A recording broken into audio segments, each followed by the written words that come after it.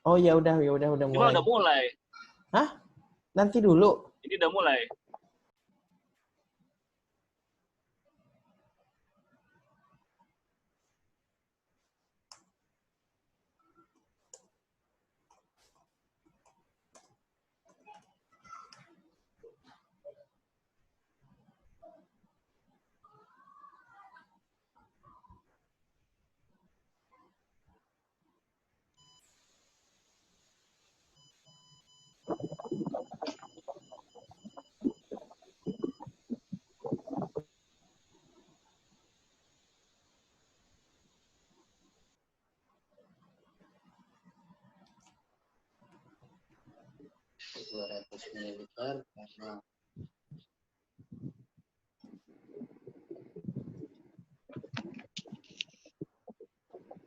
Ya, selamat malam dok.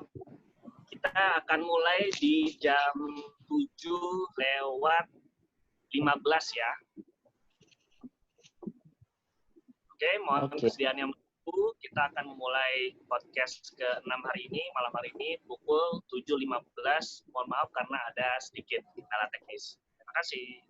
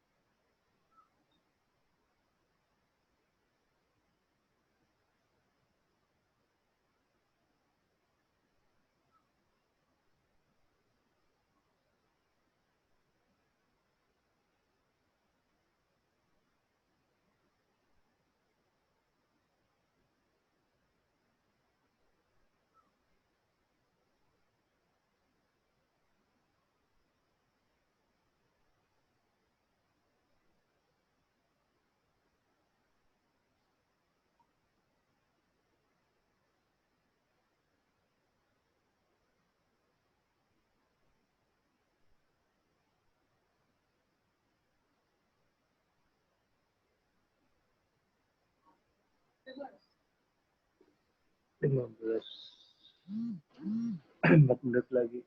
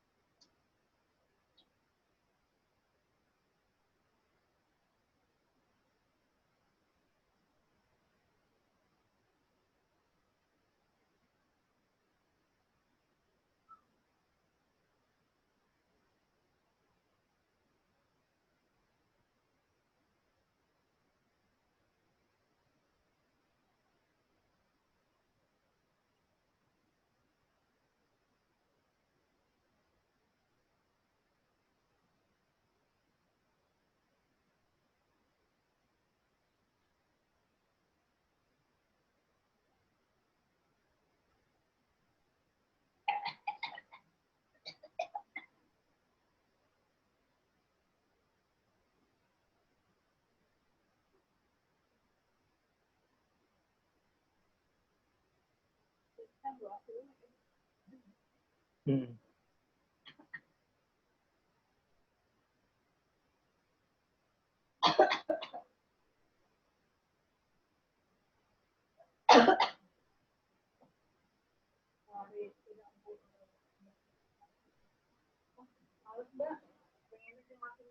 Parti itu mah.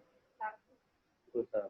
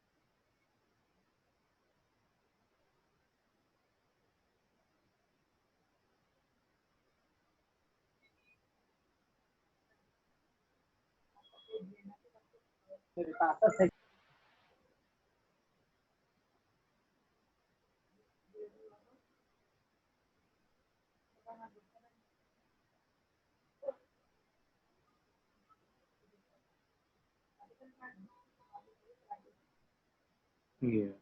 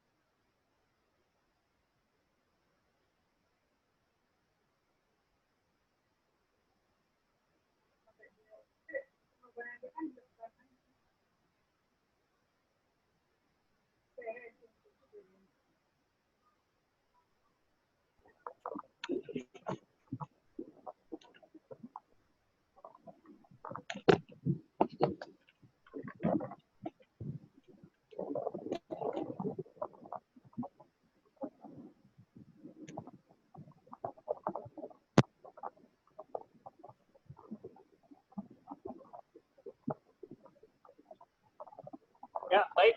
Assalamualaikum warahmatullahi wabarakatuh. Waalaikumsalam Bisa mendengar warahmatullahi. suara saya? Oke, selamat malam, selamat datang kembali di Dr. P The Pet Show bersama saya Dr. Pino, bersama tim saya ada Dr. Afdi. Sudah bisa join Dr. Afdi? Sudah bisa, Dok. Oke, ini tim IT-nya ya. Terima kasih banyak dan Dr. Putra yang sedang dalam perjalanan dan siap untuk melakukan live streaming melalui YouTube channel kami di Dr. P The Pet Show. Dan gimana nih para kolega semuanya yang baru saja kemarin membantu pemeriksaan hewan kurban ya, baik antemortem maupun postmortem, semoga semuanya berjalan lancar dan ibadah kita diterima Tuhan yang Maha Esa ya, amin ya rabbal alamin. Dan pada podcast ke-6 hari ini kita memiliki pembicara yang untuk kedua kalinya rela ya berbagi ilmu bersama kita, yaitu Dr. Hewan Rizal Arifin Akbari MSI. Selamat malam Dr. Rizal. Ya, selamat malam Dr. Binol, Dr. Afdi, dan semua kolega. Selamat malam semua. Selamat malam, Dok. Gimana? Cuaca di Bogor aman? Alhamdulillah, tidak hujan. Mudah-mudahan tidak mati lampu lagi ya. Oke, amin. Gimana, Dok? Kemarin habis meriksa berapa banyak hewan kurban? Ada kasus-kasus yang aneh nggak?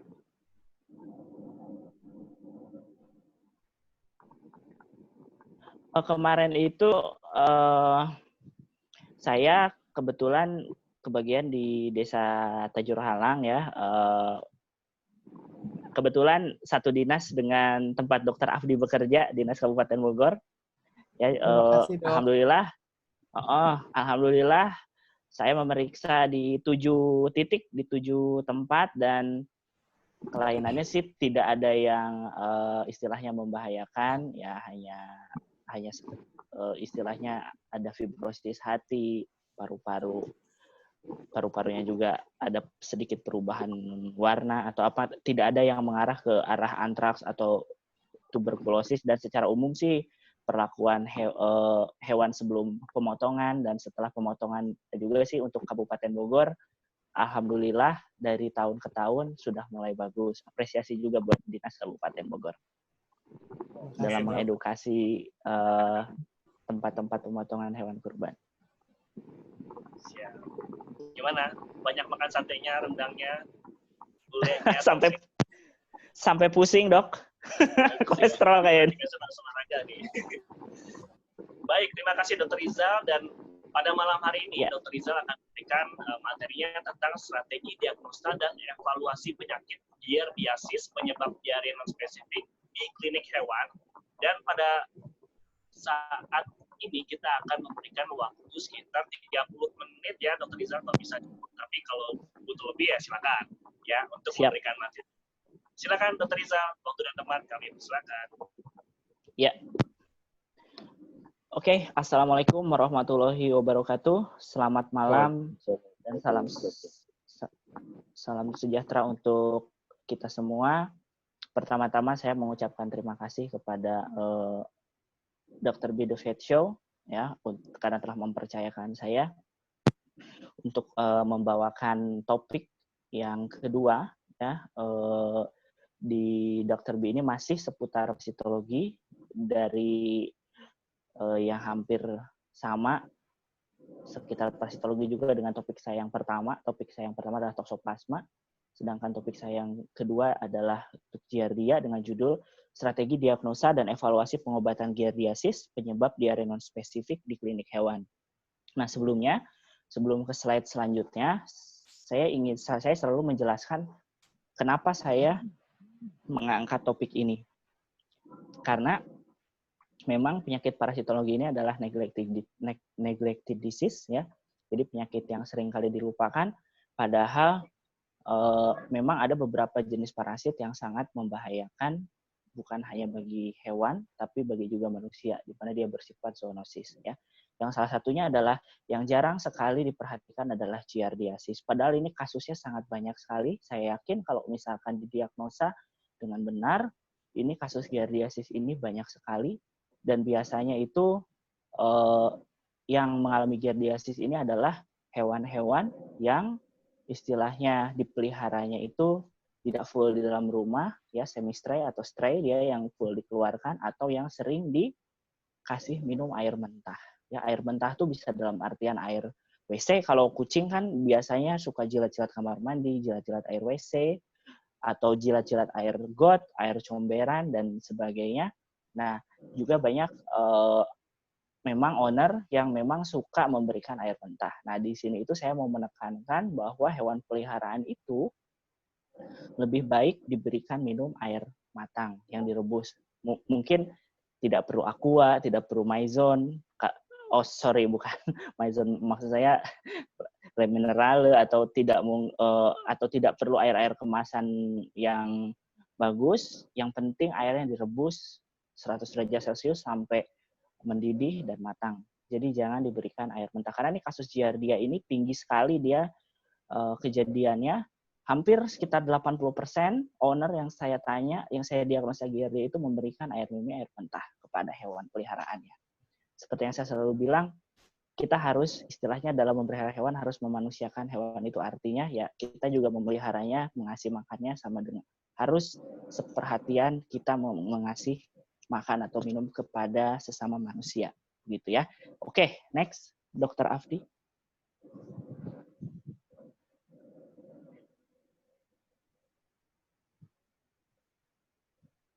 Ya, Jadi giardiasis ini adalah penyakit yang disebabkan oleh infeksi giardia. Nah, di mana giardia yang bersifat zoonosis itu adalah salah satunya adalah giardia lambia atau nama lainnya adalah giardia duodenalis. Nah, giardia duodenalis ini memiliki inang di manusia dan primata utamanya. Dan protozoa ini juga dapat menyerang anjing, kucing, berang-berang, sapi, domba, dan rodensia menurut Public Health Manitoba tahun 2013.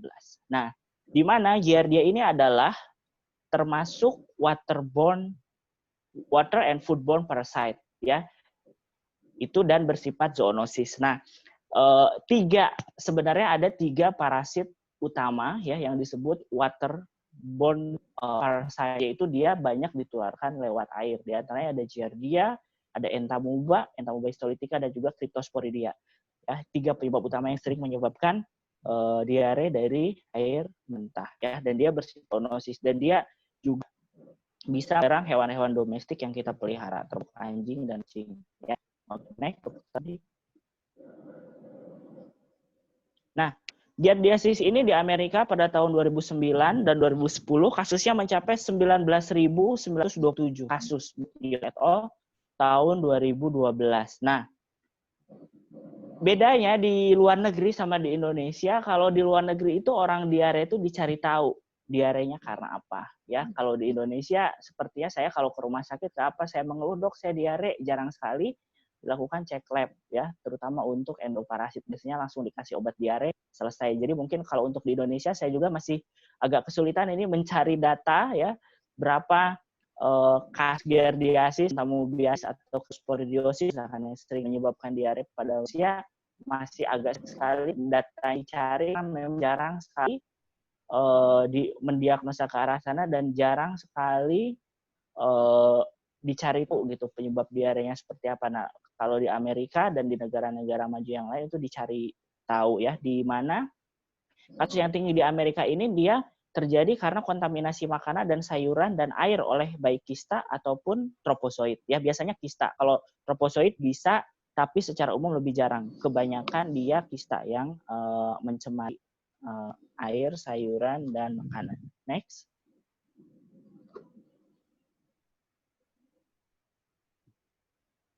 Oke, nah seperti yang saya bilang, tak maka tayang, ya. Maka sebelum kita bahas strategi diagnosa, pengobatan, dan lain-lain, saya akan membahas secara singkat saja. Mungkin kita harus kenal dulu Giardia. Giardia merupakan filum Sarcomastigopora, subfilum Mastigopora, kelas Zoomastigopora, ordo Diplomonidae, famili Hexametidae, genusnya Giardia, spesiesnya Giardia lambia yang akan kita bahas menurut Morrison et al. Tahun 2007. Ya, next. Oke, nah klasifikasinya Giardia ini secara molekuler dapat dibagi menjadi 2 serotype, yaitu ada 2 serotype, ada serotype A dan B. Biasanya serotype genotype memiliki kozoonis paling tinggi. Namun pada kelompok serotype B, ya, tingkat patogenitasnya rendah, ya. Ya, genotip kelompok A memiliki inang manusia, anjing, kucing, dan satwa liar, sedangkan genotip B juga bisa menyerang marmut, kelinci, sapi, kambing, domba, babi, kuda, dan beberapa spesies hewan liar, ya. Jadi memang antara serotipe A dan serotipe B itu tidak ada inang spesifiknya. Jadi hewan-hewan liar, sapi, domba bisa terserang 2 serotype itu. Cuman yang lebih berbahaya berdasarkan molekuler itu adalah serotipe A. Makanya saya pada tahun 2019 kalau saya tidak salah, waktu itu di Balai Besar Veteriner Bogor ada ahli Giardia, ya, namanya Mr. Makoto Matsubayashi. Waktu itu beliau melakukan penelitian tentang dia mencari Giardia di hewan ternak, ya, karena memang Giardia di hewan ternak ini juga bersifat zoonosis, ya, dan kita tahu bahwa kotoran ternak ini sering dijadikan pupuk-pupuk organik dan sebagainya, ya. Jadi beliau mengoleksi sampel-sampel hewan ternak, ya, hampir dari seluruh Indonesia untuk mengetahui ada atau tidaknya sebaran Giardia, ya. Sebegitunya negara-negara luar itu mencari tahu, ya, tentang potensi parasit ini sebagai sebagai parasit penyebab sakit, terutama adalah sakitnya kalau di manusia itu gejalanya yang paling terlihat adalah diare, ya, karena saking banyaknya parasit ini mencemari makanan dan minuman, ya. Oke, next. Oke. Nah, fase hidup Giardia ini dia tidak sekompleks toksoplasma ya. Dia itu hanya memiliki 2 fase hidup yaitu tropozoid dan kista. Di tropozoid ini memiliki ukuran 12 sampai 15 mikron. Ya, dia berbentuk simetris bilateral seperti layang-layang, memiliki 2 buah inti sel yang terletak pada kedua sisi tubuh ya, seperti pakai kacamata ya. Memiliki 4 pasang flagela ya, permukaan dorsal cembung dan bawahnya konveks ya. Oke, next. Nah, yang kedua adalah kista. Nah, kista ini adalah yang sering menjadi penyebab sakit ya, baik pada hewan ataupun manusia. Dia berukuran 8 sampai 12 mikron. Jadi ukurannya dia tidak jauh ya dengan toksoplasma ya. Sitoplasmanya berbulir halus, letaknya jelas terpisah dari dinding kista dan pada pewarnaan iodin atau hematoksilin di 2 tempat nukleusnya akan terlihat disertai dengan sejumlah fibril ya. Nah, dan biasanya kista Giardia ini sangat tahan di lingkungan dan dapat bertahan di air selama 3 bulan. Bisa dibayangkan dia bisa bertahan selama 3 bulan, makanya dia sering disebut sebagai parasit penyebab waterborne zoonosis ya. Karena dia tahan sekali di lingkungan. Oke, next. Nah, siklus hidupnya tadi sederhana ya, pada manusia biasanya manusia memakan Giardia yang istilahnya mencemari makanan, air ataupun buah-buahan. Giardia itu akan masuk ya ke saluran pencernaan. Biasanya kalau kista yang masuk ke saluran pencernaan dia akan mengalami enkistasi atau kistanya akan pecah ya di antara persambungan antara lambung dan usus ya. Nanti akan dilihat di slide berikutnya dia memanfaatkan enzim dari Giardia tersebut mengeluarkan enzim, memanfaatkan juga enzim lambung dan enzim empedu untuk enkistasi. Dia akan keluar dari kistanya dan melakukan, dia akan tropozoidnya yang kan kista itu isinya tropozoid ya, tropozoid akan keluar dari kista dan dia akan melakukan reproduksi aseksual ya, yaitu dengan cara pembelahan biner. Jadi dia membelah ya, dia melakukan pembelahan biner dan selanjutnya nanti ketika di usus dia melakukan pembelahan biner dia akan melukai fili-fili usus dan apabila di usus itu Giardianya banyak, dia akan juga bisa masuk ke empedu ya, karena itu kan ada saluran juga untuk ke hati dan buah empedu. Dia biasanya kalau banyak populasinya di usus, dia bisa juga menyumbat saluran empedu ya, dia bisa juga masuk ke sana. Oke, next, Dr. Afdi. Nah, di sini bisa lebih jelas lagi ya bahwa Giardia ini melakukan enkistasi atau akan berubah jadi fase tropozoid dengan bantuan enzim Giardia, asam lambung dan enzim empedu ya. Secara berurutan organ yang mengalami pembelahan yaitu nukleus, sakardi dan sitoplasma. Ya, jadi dia akan membelah dan melukai fili-fili usus sehingga dia menyebabkan diare ya. Oke, next. Oke, nah untuk siklus hidup Giardia saya tidak menjelaskan detail karena ini siklusnya tidak begitu sulit seperti toksoplasma ya. Jadi dia cuma kista tropozoidnya membelah dan tropozoidnya inilah yang akan melukai fili-fili usus dan menyebabkan diare, singkatnya seperti itu. Nah, sekarang kita ke metode diagnosa yang biasa digunakan di klinik hewan. Itu ada fecal flotation, ada rapid test. Nah, untuk rapid test ini kalau di kucing di Indonesia saya belum pernah melihat, mungkin kalau dokter praktisi yang lain ya ada yang punya pengalaman untuk rapid test di kucing nanti bisa. Dan yang saya lihat itu adalah anjing ya. Di anjing itu memang yang dari serologis, ada juga yang antigen. Biasanya sih mereka itu bukan tunggal seperti toksoplasma, biasanya gabungan. Kalau yang antigen itu biasanya canin parvovirus, ada juga Giardianya, ada juga dia digabung dengan penyakit yang lain. Kalau begitu juga yang antibody, jarang yang tunggal. Kalau Giardia itu dia biasanya gabungan dengan penyakit yang lain. Nah, terus juga ada uji serologis ELISA dan uji molekuler PCR ya. Oke. Dilanjutkan, Dr. Afdi. Ya. Nah, bagaimana strategi diagnosanya untuk di klinik hewan? Hampir sama seperti toksoplasma. Dia ini juga memiliki gejala yang patognomonis. Artinya dia diarenya itu tidak ada yang spesifik Giardia. Kalau ada putih-putihnya atau ada hijau-hijaunya, misalnya ada coklat-coklatnya, itu Giardia. Enggak, dia seperti biasa saja, tidak ada gejala yang spesifik, diare biasa.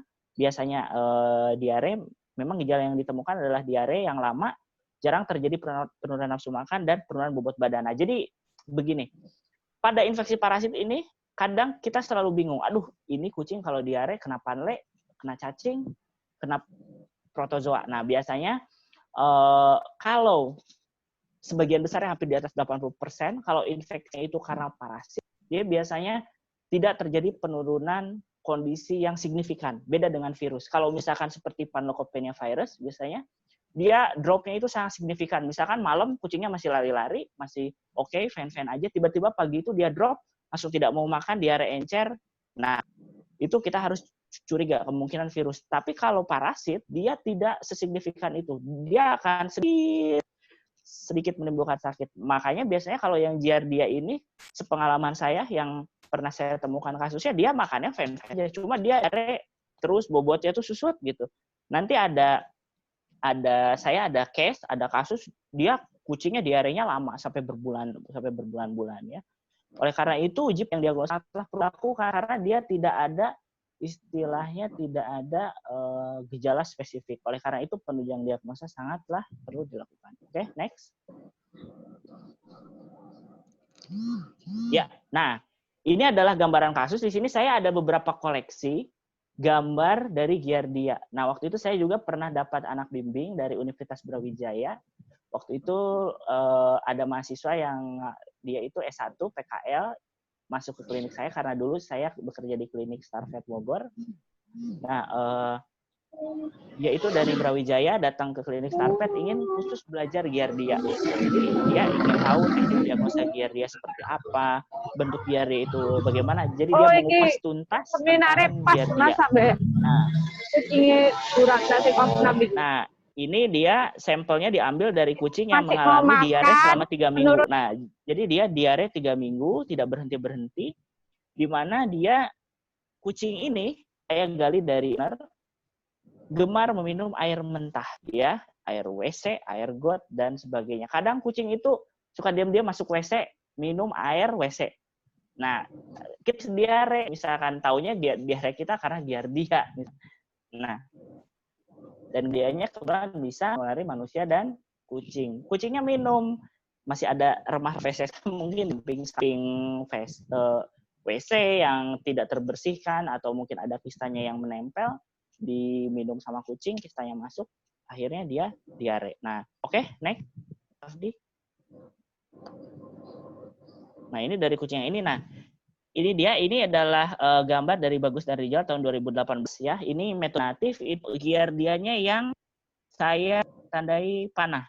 Memang di gambar mikroskop kalau kita tidak pakai pewarnaan seperti iodin, lugo, biasanya saya melakukan pewarnaan itu pakai iodin, lugo atau hematoksilin. Biasanya tidak seindah yang di literatur. Intinya tuh nyaris tidak terlihat. Karena biasanya pewarnaan itu kan untuk mewarnai sitoplasma dan inti ya. Ada yang mewarnai inti, ada yang mewarnai sitoplasma. Makanya biasanya gambarannya ini samar-samar. Dok, gimana caranya kalau supaya kita bisa menentukan ini Giardia atau bukan? Nanti saya kasih triknya di slide selanjutnya. Pokoknya sekarang lihat dulu, ini Giardia ini kemungkinan bentuknya ini begini. Ya, dia tuh seperti layang-layang, bentuknya kira-kira 10-12 mikron. Ini perbesaran 40 yang diperbesar. Saya zoom, saya crop, jadinya seperti itu. Dia bentuknya lonjong seperti layang-layang ya. Next, Dokter Abdi, saya masih punya banyak gambar Giardia ya yang ditemukan. Nah, ini dia dengan flotasi. Nah, flotasi ini yang ditunjuk oleh tanda panah. Dia itu lagi apa ya? Lagi lagi melintir. Kalau yang tadi dia tampak apa ya? Vertikal. Ya, kalau yang ini dia hampir horizontal, hampir dia mau melintir gitu. Nah, ini juga sama bentuknya lonjong ya. Dan kalau flotasi itu biasanya lebih bersih daripada natif. Kalau tadi kan natif kotorannya banyak, kalau yang ini dia lebih bersih. Oke, next, saya masih punya banyak gambar Giardia ya. Nah, kalau yang ini adalah kasus selanjutnya, ada kucing bernama Big Boss, 2,5 tahun, 3 kg, datang ke klinik dengan keluhan mengalami diare 2 minggu, nafsu makannya menurun. Jadi kadang ada penurunan nafsu makan, ada yang tidak, tapi kebanyakan tidak ada ya. Owner mengaku telah memberikan obat anti diare ya, yaitu Loperamide, namun tidak kunjung sembuh. Kucing menurut keterangan owner sering minum air mentah dan air WC ya. Jadi lagi-lagi air WC jadi Jadi gara-gara ini penyebab diare kucing ya. Oke, next. Nah, ini dia Giardianya, fotonya cukup jelas ya. Yang saya lingkari itu yang agak bagus nih yang agak sebelah kanan tuh, ada matanya 2 titik. Nah, itu agak lebih bagus tuh, inti selnya dia kelihatan, sakerdisnya juga di antara inti itu ada seperti sitoplasma bulat ya. Itu dia sakerdisnya juga terlihat ya.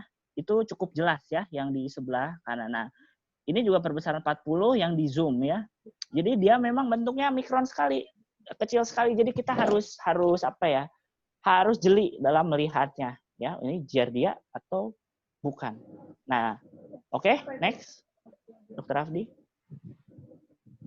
Nah, trik menebak Giardia. Saya punya beberapa trik yang bisa dibagikan ya kepada para dokter semua apabila mendiagnosa penyebab diare. Karena begini, memang Giardia itu tidak mematikan, Dok. Tidak serta-merta menyebabkan mati gitu. Cuman berdasarkan pengalaman saya praktek di klinik, itu kalau untuk kucing-kucing yang belum vaksin, dia itu kan rentan nih terkena virus. Ya, biasanya nih awalnya dari Giardia dulu. Dia diare biasa karena parasit. Nah, karena memang ketika hewan itu terkena infeksi parasit, imunnya itu drop. Dan ini sudah saya buktikan dalam penelitian. Nah, waktu itu saya pernah melakukan penelitian, saya coba menginfeksi Plasmodium pada mencit, Plasmodium bargei, dan saya infeksikan juga cacing. Cacingnya waktu itu Scapularis. Ya. Nah, perlakuan pertama saya suntikan Plasmodium ya ke mencit dengan tidak diinfeksikan telur cacing. Itu dengan dosis yang sangat rendah.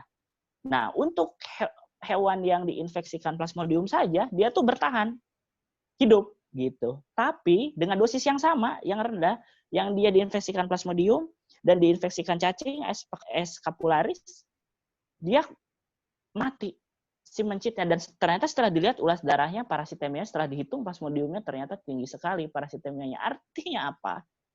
Jadi kalau terkena infeksi parasit, dia sebenarnya sistem pertahanan tubuhnya menurun, ya, imunitinya. Makanya dianggap untuk kucing yang vaksin juga ini bisa menjadi bumerang untuk mereka, bahwa apabila terkena infeksi parasit misalkan, dia lebih mudah terkena virus-virus yang mematikan seperti itu. Nah, terus yang kerusakannya 10-12 mikron. Bahkan sekarang sekali alat pengukur yang di Microsoft, ada juga yang dari bentuknya seperti lens, bisa di Polaris, satu bisa dibuat, bisa nanti dengan pengukur itu nanti ada ukurannya, dikonversi ya sekitar 10-11 mikron ukurannya. Berarti kalau ada yang bentuk layang-layang nih, dokter kebetulan punya pengukurnya, coba diukur 10-12 mikron, kemungkinan Giardia. Terus yang ketiga, analisis gerakan tropozoid.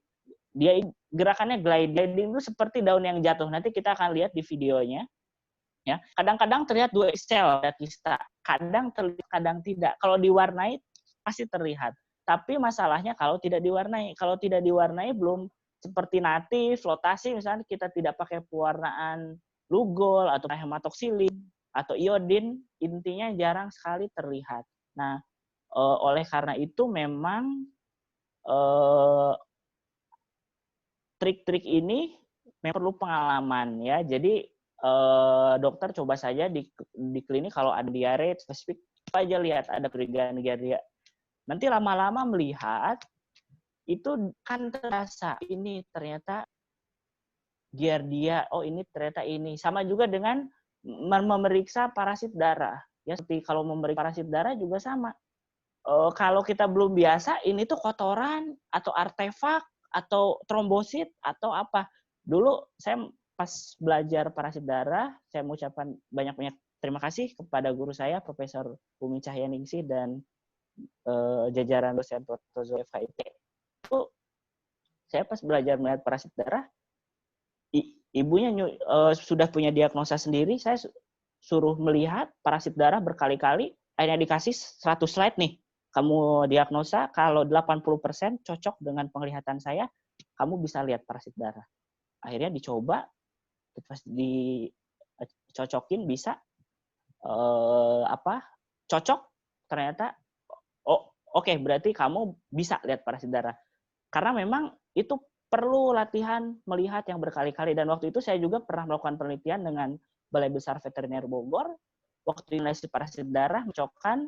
Jadi waktu ada 3 uji yang dilakukan, ulas darah, serologis, dan PCR. Waktu itu ulas darahnya saya yang melihat, ada juga pas uji-uji molekulnya dari peneliti di sana, dicocokkan.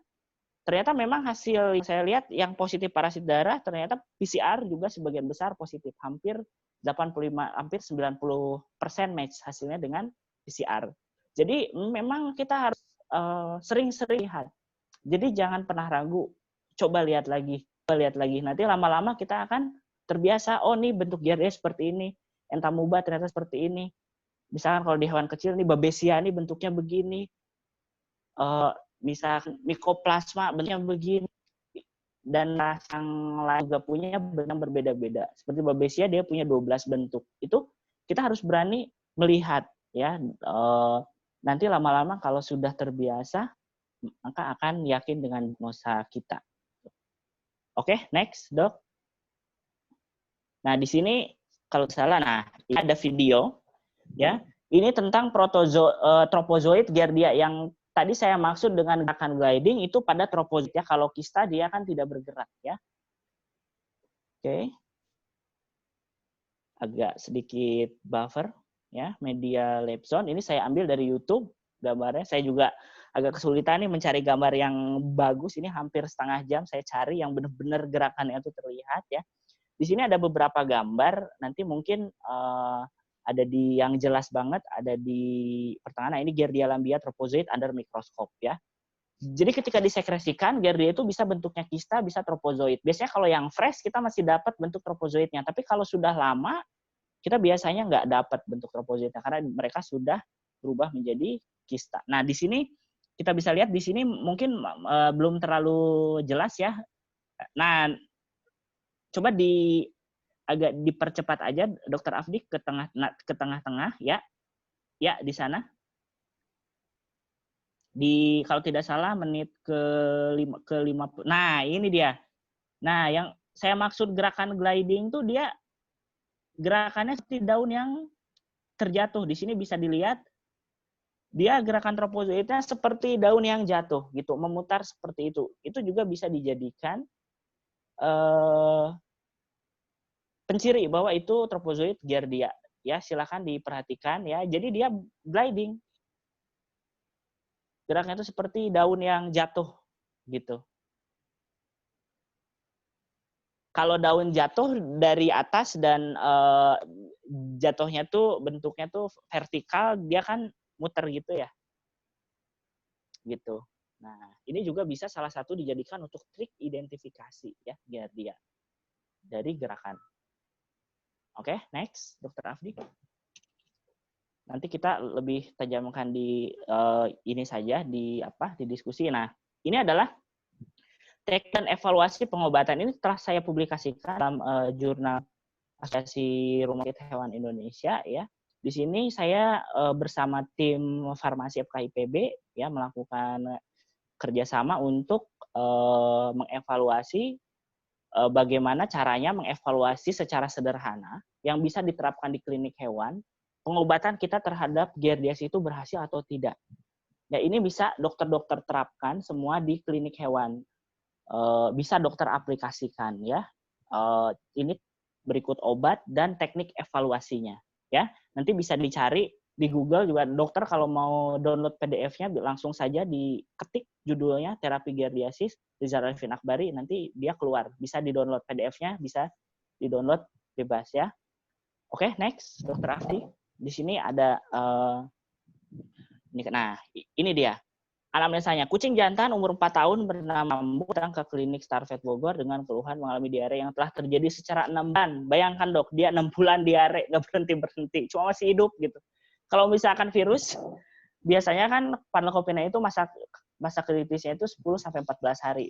Makanya biasanya kalau saya ke owner, sudah positif Panleukopenia misalkan, diare, coba kita rawat, kalau dia bertahan 10-14 hari, kemungkinan dia survive. Cuma kalau dia nggak kuat, biasanya dia nggak survive. Nah, untuk 6 bulan ini, kalau dia diarenya panleukopenia sepertinya tidak mungkin ya, dia 6 bulan tuh diare terus gitu, dan pemilik Rambo menerangkan bahwa kucingnya mengalami penurunan bobot badan selama terjadi diare. Jadi bobot badannya itu susut ya.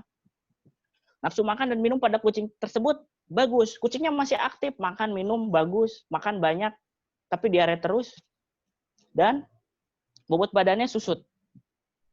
Pemilik kucing juga menjelaskan bahwa kucing sering diberi minum air mentah dan sering minum air toilet dan air got di depan rumahnya. Jadi lagi-lagi air toilet itu menjadi masalah ya. Makanya saya selalu bilang kepada owner-owner saya, hati-hati Pak, kalau kucing minum ke toilet, kita tuh tidak pernah tahu apa kita tuh kena giardia atau tidak. Dan di air mentah itu kita tidak pernah tahu ada mikroorganisme apa yang bisa juga menginfeksi dan menyebabkan masalah pada hewan peliharaan kita. Gitu ya, oke. Next, Dr. Afdi. Nah, hasil pemeriksaan klinis, pemeriksaan fisik pada kucing tersebut, ya, bobot badannya 2 kg, suhu tubuh 38 derajat Celcius, cukup, dia suhunya masih normal ya. Dan juga detak jantung 110 kali per menit. Pemeriksaan lab, teknik diagnosis yang dilakukan di klinik Starpet untuk mengetahui penyebab terjadinya diare non spesifik yang berlangsung selama 6 bulan dengan menggunakan fecal flotation ya. Bagi metode fecal flotation sudah saya bagikan di forum sebelumnya yang untuk toksoplasma. Kalau yang belum kebagian nanti bisa menghubungi admin untuk dikirimkan dengan metode flotasi ya. Di mana larutan pengapungnya bisa kita modifikasi ya, bisa garam jenuh, gula jenuh, atau mungkin kalau mau bagus twin dengan bisa metode sederhana dengan diaduk-aduk saja, atau kalau mau lebih bagus dengan sentrifugasi juga bisa ya. Oke, next Dr. Afdi. Nah, ini metode fecal flotasi biasanya saya menggunakan fesesnya 2 gram, larutan flotasinya 58 mili. Itu bisa dipersempit, misalkan dok 2 gram kebanyakan, saya maunya 1 gram aja. Ya udah, berarti 1 gram cairannya juga dibagi 2. Ya, saya memang sudah biasa menggunakan komposisi ini dan juga multiliteratur di berbagai literatur juga macam-macam ya komposisinya. Seperti kita mengulas darah dok, kan kita biasanya ngulas darah tuh ngulas-ngulas saja ya. Pokoknya tetes, ulas, jadi ulas darah. Padahal secara literatur ada aturannya itu, ada yang pakai 2,5 mikron, ada yang 5 mikron, nanti itu akan berhubungan dengan tingkat parasitemianya. Jadi kalau 5 mikron, cara perhitungan tingkat parasitemianya nanti bagaimana, kalau 2,5 mikron, perhitungan tingkat parasitemianya bagaimana, itu di parasit darah. Begitu juga dengan metode fecal flotation ini ya. Jadi memang sudah ada aturan, sudah ada komposisi baku kenapa dia bisa seperti ini, supaya memang parasit itu nanti mengapung. Dan jangan lupa sebelum fesesnya itu diproses, itu diaduk dulu supaya homogen. Jadi misalkan kotoran kucing itu yang diare itu jangan langsung disendok gitu. Misalkan diaduk dulu, dihomogenkan, supaya harapannya adalah supaya kalau ada kista giardianya dia homogen ya ke berbagai sisi. Jadi ketika kita ambil, dia terambil walaupun kita hanya mengambil 1 gram saja. Begitu saja ditambahkan larutan flotasi 58 mili, diaduk, terus disaring dengan saringan biasa saja yang ada di, kalau misalkan yang sederhana, yang biasa yang suka ada di toko plastik, atau kalau memang mau bagus seperti yang saya selalu bilang, saringan itu bisa kita modifikasi dengan saringan bertingkat. Kita bisa atur, misalkan kalau mau giardia saja yang lolos, bikin aja kotak jaringannya misalkan 15 mikron atau 13 mikron. Jadi yang lolos ke saringan itu adalah mikroorganisme atau parasit-parasit yang memiliki kista atau yang ukurannya di bawah 13 mikron. Misalkan itu bisa kita modifikasi. Cuman kan kalau kita di klinik bikin modifikasi saringan kan agak sulit ya. Nah, kalau saya biasanya pakai saringan yang biasa saja, itu diaduk terus disaring 3 kali ya. Jadi setelah diaduk, tambahkan larutan flotasi, habis itu dimasukin ke wadah yang lain sambil disaring, diaduk lagi, saringannya terus dibalikin lagi ke saringan yang satu, disaring lagi sampai 3 kali. Selanjutnya, dia, next dok Afdi. Selanjutnya hasil saringan yang telah kita saring selama 3 kali dimasukkan ke dalam tabung reaksi, ya sampai penuh, lalu ditutup dengan cover glass ya. Lalu didiamkan selama 5 menit, harapannya supaya kata ada kista, ada telur cacing bisa mengapung maksimal ke atas dan dilihat di bawah mikroskop. Nah, hati-hati kalau pakai garam. Kalau kita pakai garam jenuh, itu jangan terlalu lama. Misalkan, dok saya pengen 15 menit, pengen 30 menit, harapannya lebih mengapung. Hati-hati, garam itu nanti kalau terlalu lama dia membeku di atas.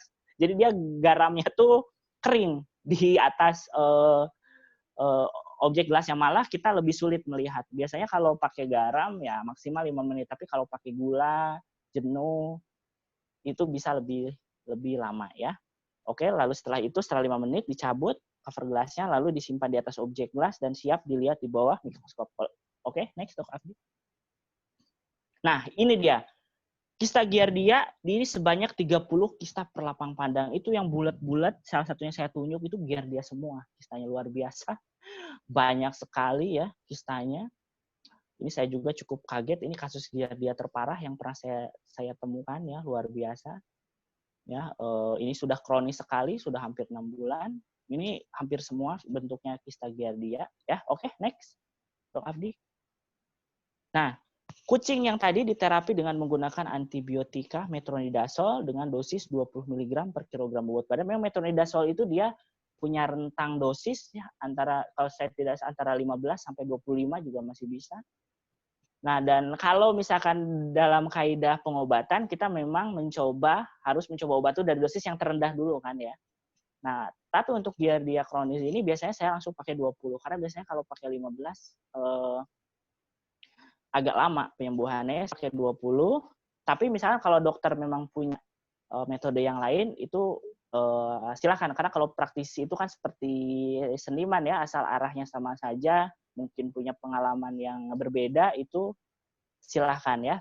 Tapi kalau saya pada kasus ini saya sering pakai 20 terus saya berikan imunomodulator echinacea ekstrak ya, itu imbus dengan dosis 0,1 mili per kilogram bobot badan, dan vitamin B12 dengan dosis 0,025 mg per kilogram bobot badan secara per oral selama 10 hari. Dok, kok pakai B12? Nah, B12 ini kan berfungsi juga salah satunya untuk produksi atau memicu produksi sel darah merah ya. Yang saya takutkan ketika dia luka fili-fili usus, banyak sekali perifer yang mengeluarkan darah meskipun dalam fesesnya tidak ada darah. Tapi yang ditakutkan banyak pendarahan di ususnya, makanya saya kasih B12 supaya membantu memperbaiki produksi RBC-nya ya. Oke, next. Dok Afdi. Nah, ini evaluasinya gimana, Dok? Nah, ini dilakukan pemantauan melalui pengamatan bentuk feses dan menghitung jumlah kista Giardia. Saya ngitung pada hari ke-0, ke-5 dan ke-10. Kalau dokter mau per 3 hari juga bisa, silakan. Tapi saya rentangnya 5 hari 0, 5, 10 ya. Jadi awalnya fesesnya itu yang A itu tuh, encer gitu. Setelahnya yang bentuknya C dia udah agak padat, terus setelah hari ke-10 sudah bentuknya pasta. Memang untuk bagus lagi seperti biasanya kalau yang sudah kronis seperti ini butuh waktu sekitar biasanya sih 2 minggu sampai 3 minggu. Tapi tidak apa-apa, kalau Giardianya sudah kita evaluasi nih, yang bentuknya A itu masih 30 kista per lapang pandang ya. Hari ke-5, kista Giardia pada hari ke-5 itu yang D ya.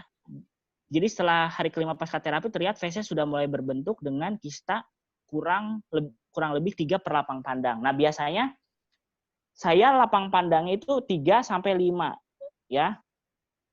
Dihitung saja. Biasanya kalau di sini kalau tidak salah saya pakai 3 lapang pandang ya. Nah, nanti dihitung per lapang, misalkan dokter 5 lapang pandang nih, ngitung. Misalkan kista Giardianya 20. Berarti rata-rata per lapang pandang tinggal di average aja, berarti 30 bagi 5. Berarti kira-kira per lapang pandang segitu. Nah, nanti setelah diobati 5 hari kemudian lihat lagi berkurang nggak kistanya. Kalau misalkan berkurang berarti oke. Berarti obat kita masuk. Nah, kalau tidak berkurang, berarti kemungkinan sudah resisten terhadap obat itu, maka harus dicari drug of choice yang lainnya. Nah, pada hari ke-10 setelah terapi, feses sudah mulai berbentuk dan Giardia sudah tidak ada di dalam feses. Sudah tidak ada di flotasi. Dok, dilanjutkan nggak terapinya? Kalau saya sih, kalau flotasi dia sudah tidak ada, saya stop. biasanya kan penggunaan antibiotik biasanya bisa 5, 7, 10, ada juga yang 14, bahkan sampai 1 bulan pada kasus-kasus tertentu seperti parasit darah biasanya kan 21 hari, toksoplasma juga bisa berbulan-bulan. Cuma biasanya kalau di saluran pencernaan paling lama memang 2 minggu. Jadi terserah kalau dokter, wah ini saya kurang yakin nih 10 hari flotasi kosong. Karena flotasi itu juga punya kelemahan. Kalau parasitemianya sangat rendah, mungkin tidak ada di dalam flotasi. Saya mau ngasih deh tambahan 4 lagi sampai 2 minggu. Ya tidak apa-apa, silakan, sah-sah saja. Tapi kalau saya ketika kosong flotasi, sudah. Berarti sudah dinyatakan sembuh. Oke, lanjut dok. Nah, setelah hari ke-10 diberikan terapi dan monitoring, ya kucing Rambo dinyatakan sembuh berdasarkan bentuk feses yang sudah mulai bagus dan tidak ditemukan adanya kista GERD dalam feses. Ya, oke, lanjut. Nah, yang ini sedikit promosi.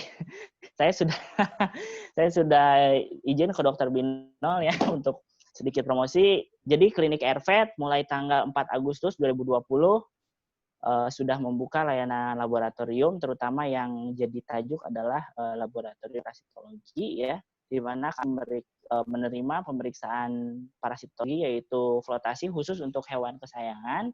Apabila dokter mau istilahnya merujuk sampelnya dari klinik-klinik, itu bisa dok. Kan sekarang pengiriman banyak ya, via JNE atau apa ya. Biasanya sih kalau kista kan tahan lama, dibungkus aja rapi, dikirim ke JNE. Kalau ke dokter itu berarti ngirimnya ya. Hewan kesayangan yang untuk diagnosa lebih lanjut ya. Nah, di klinik saya menerima untuk pemeriksaan cacing, toksoplasma, giardia, dan sebagainya untuk sampel hewan kesayangan termasuk burung, reptil juga silakan. Memeriksa parasit darah ya, yaitu ulas darah. Kalau ulas darah silakan mengirim ulas darah yang sudah dimetanol. Jadi jangan diulas darah tanpa metanol dikirim karena nanti darahnya akan lisis. Di metanol, metode perendaman metanol juga macam-macam ya. Kalau literatur biasanya pakai direndam 5 menit, tapi waktu itu saya pernah ada melakukan kerja sama penelitian juga dengan Jepang dan ada juga yang dari Amerika. Dia tuh cuma dilewatin aja. Jadi metanolnya cuma ditetes dia menutupi ulas darahnya, dilewatin, habis itu sudah cuma di angin-angin kalau lebih 10 sampai 20 detik sudah bisa. Saya biasanya sih make yang dilewatin saja, yang metanolnya langsung dilewatin, habis itu dikeringkan kurang lebih 1 menit, biasanya juga tahan lama. Jadi harus di metanol dulu dan harus diulas dulu ya, soalnya kalau ngirim dalam vakum tuh atau apa kan rawan lisis ya, harus biasanya. Nah, untuk pemeriksaan ekstraksi, tes dan sebagainya, menerima speed test, toksoplasma, ada juga speed test, virusnya. Jadi silakan dokter yang mau merujuk nanti terkait harga dan lain-lain atau perlakuan sampel, silakan hubungi saya di nomor handphone, silakan Instagram dan juga di email mungkin ya. Lokasinya tapi di mana, Instagram dok? saya, Instagram RV juga ke nomor handphone. Ya gimana Dokter Bino? Lokasinya di mana? Kasih tahu. Oh iya, lokasinya di Tajur Halang, Bogor ya. Jadi tidak jauh juga dengan letak kliniknya Dokter Afdi. Jadi kita dari dulu sering merujuk pasien ya. Dokter Afdi dan kawan-kawan juga dulu pas saya lagi di Starpet juga sering merujuk sampel. Saya juga sering sekali merujuk pasien-pasien ke Laika, termasuk pas saya ada di klinik juga sering juga bekerja sama dengan kliniknya Dokter Afdi juga istilahnya untuk merujuk pasien ya. Jadi silakan bagi yang mau kirim silakan, bisa dibungkus via JNE atau apa kan sekarang mah canggih ya. Udah tinggal dibungkus rapi, nggak masalah ya, bisa kali. Kalau subscribernya Dr. B bisa dapat promo nggak nih, Dok? Wah, silakan untuk sesama kolega nanti bisa negosiasi lah, apalagi kalau sampelnya lumayan banyak ya. Pokoknya subscribernya Dr. B boleh lah ya. 1-2%. Boleh lah. Boleh Dokter Oke, Binol lanjut, ya. Oke, ya next Dokter Afdi. Ya, sudah selesai. Terima kasih. Demikian presentasi dari saya. Selebihnya saya mohon maaf apabila terdapat kesalahan atau mungkin ada kata-kata dari saya yang kurang berkenan. Terima kasih. Saya tutup. Wabil taufiq wal hidayah. Wassalamualaikum warahmatullahi wabarakatuh. Waalaikumsalam warahmatullahi wabarakatuh. Ya, baik. Demikianlah presentasi podcast ke-6 kita tentang strategi diagnosa dan pengobatan giardiasis penyebab diare non-spesifik di klinik hewan oleh our parasitologist vet, ya, dokter hewan parasitologis Dr. Rizal Arifin Akmari MSI. Dan baik, kita selanjutnya langsung memasuki sesi diskusi dan sudah ada beberapa penanya. Sesi diskusi kali ini kembali akan di-lead oleh co-host saya, Dr. Dermawan Saputra. Sudah ready, Dok? Halo, oke. Oke, Dokter Putra. Ya, silakan, Dok. Thank you Dok Rizal atas presentasinya. Ini cetar banget ya. Jadi kita langsung mulai aja. Ini kita ada beberapa pertanyaan. Yang pertama ini masuk dari channel YouTube kita. Dari Widiatmala. Jadi pertanyaannya, apakah spesies Giardia pada kucing dan pet animal yang lain itu sama? Atau ada apakah dia host spesifik? Kemudian ciri khasnya pada feses kucing seperti apa selain dari diare gitu? Apakah ada misalkan katakanlah gejala patogenemonis pada diarenya sendiri itu untuk Giardia? Itu aja, Dok. Silakan, Dok. Oke, ya. Terima kasih atas pertanyaannya ya. Jadi untuk Giardia yang menyerang hewan ya, itu rata-rata sih memang parasit ini dia host spesifik ya. Jadi kalau dia menyerang kucing, anjing, misalkan domba, kerbau, ya dia spesifik terhadap itu. Ya mungkin dia terhadap reptil dan hewan yang lain apabila dia Giardianya ini dia tidak patogen terhadap mikroorganisme itu, dia tidak bisa menyerang karena parasit itu juga host spesifik sifatnya. Nah, terus apakah hanya strain Giardia zoonosis saja di kucing itu? Apakah cuma ada Giardia lambia atau Giardia duodenale saja? Itu Giardianya bermacam-macam, Dok. Itu banyak sekali jenis Giardia yang bisa menyerang. Cuman yang bersifat zoonosis yang sering ditemukan adalah Giardia duodenalis ini. Nah, terus terkait ada nggak, Dok, ciri-cirinya nih feses kucing yang terkena Giardia? Apa rasanya manis-manis pahit? Apa gimana gitu? Bercanda. Itu kalau sering pengalaman saya, Dok ya, melihat itu baunya bau tape, Dok. Fesesnya itu. Jadi seperti gula yang terfermentasi. Jadi biasanya kan feses kucing itu bau asam nih. Tapi kalau kena Giardia itu baunya tuh kayak ada bau-bau tape gitu. Nah, dan ternyata setelah saya gali kan saya penasaran nih, wah nih apa gitu kan. Kok bisa ada bau tape gini? Waktu itu pas saya masih sekolah S2 tuh, waktu itu kebetulan dapat presentasi Giardia nih tentang imunologi Giardia dan bioekologinya, pas kebetulan kena Giardia. Saya kebagian setelah saya gali ternyata memang pada saat kan sebenarnya glukos itu dia diserap tuh di usus halus ya, glukos ya. Nah, pada saat dia kena Giardia, kan fili-filusnya rusak. Nah, jadi glukosanya itu dia tidak terserap sempurna, Dok. Jadi dia lolos ke usus besar. Nah, ketika di usus besar kan fermentasi dia tuh.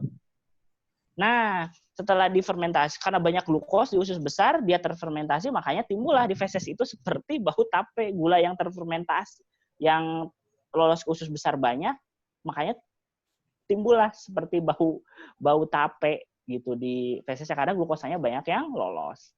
gitu. Match ternyata, oh iya.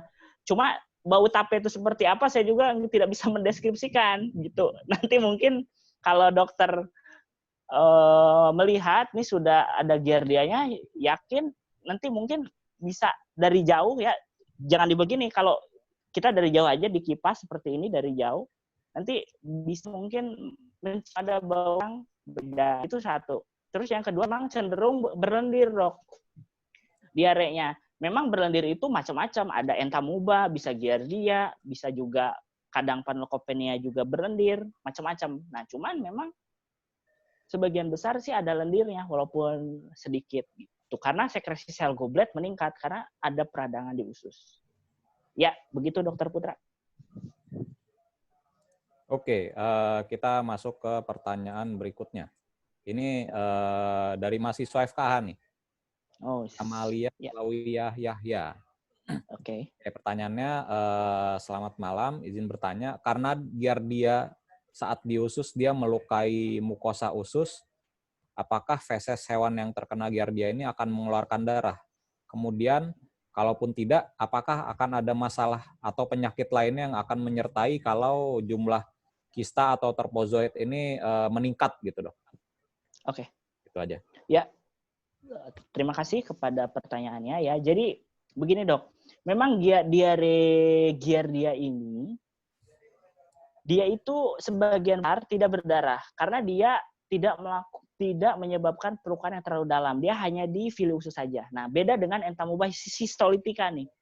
Ini nanti juga menarik, mungkin nanti kita bisa atur waktu lagi ya. Ini menarik juga, banyak sekali kasus di kucing tentang entamuba histolytica. Ini zoonosis juga, lebih berbahaya zoonosisnya daripada giardia ya.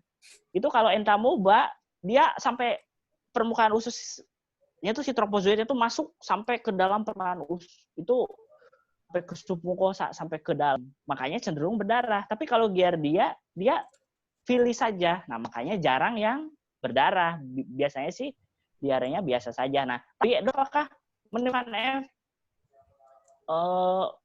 apakah akan menimbulkan anemia atau dan sebagainya. Nah, makanya saya di terapi pengobatan ya lakukan itu saya kasih B12 karena memang kemungkinan ada istilahnya memang bulu darah perifer yang di usia istilahnya mengebing walaupun ya di fesesnya tidak ada, tapi di permukaan kan tidak tahu ya. Nah, makanya tetap kita kasih B12.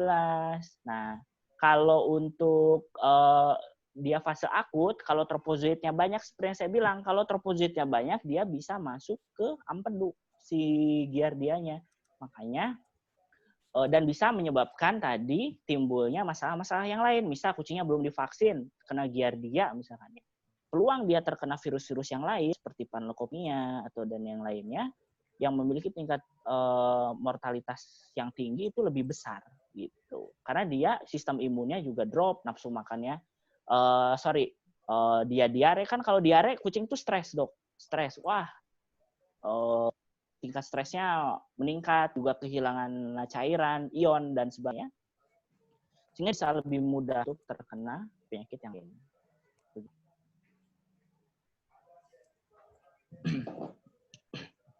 Oke, gimana Dok Rizal, sudah cukup jawabannya? Ya, bisa. Saya kira sudah cukup Dok. Kita lanjut ke pertanyaan berikutnya ya. Dari Dok Yohana Indah. Pertanyaannya ini ada 2. Yang pertama yaitu untuk makanan pada pasien yang positif giardiasis ini ada sarankah pakannya harus diganti atau misalkan bisa kita lanjut dengan pakan yang lama? Kemudian apakah untuk penggunaan pakan intestinal disarankan untuk hewan yang terkena giardiasis ini?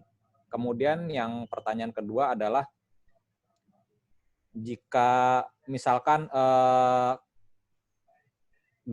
dalam satu atau lain kondisi gitu klien bisa dititipkan untuk pemberian vitamin B12 secara injeksi, apakah pemberiannya itu hanya sekali saja atau dia harus setiap hari, Dok? Itu aja, Dok. Ya, pertanyaan yang bagus ya. Ini pertanyaannya sangat bagus sekali. Jadi memang betul, Dok, untuk pasien-pasien Giardia, saya juga tadi lupa menjelaskan, untung nih Dokter Yohana Indah mengingatkan ya. Jadi memang untuk pasien-pasien Giardia ini, saya sangat menyarankan pemberian pakan yang ramah terhadap saluran pencernaan. Contohnya nih, saya tidak promosi ya, banyak sekali branding-branding pakan yang beredar di pasaran yang ramah terhadap pencernaan.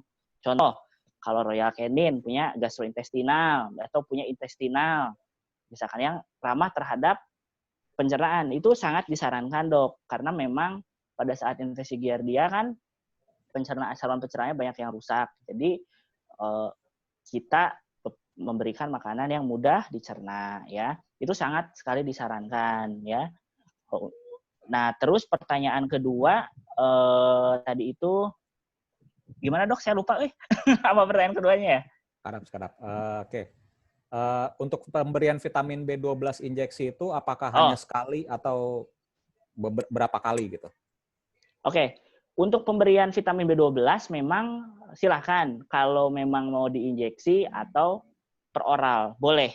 Nah, kalau saya lebih cenderung per oral dan biasanya memang selama rentang pengobatan. Misalkan pengobatannya 7 hari, 10 hari, ya selama 10 hari saja diberikan secara per oral. Karena kalau per oral, kalau tidak ada gejala muntah, itu lebih mudah karena dia bisa continue.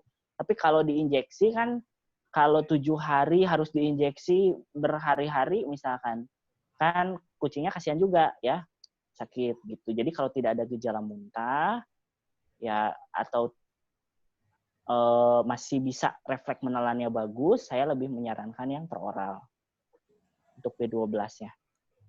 Begitu, Dokter Putra.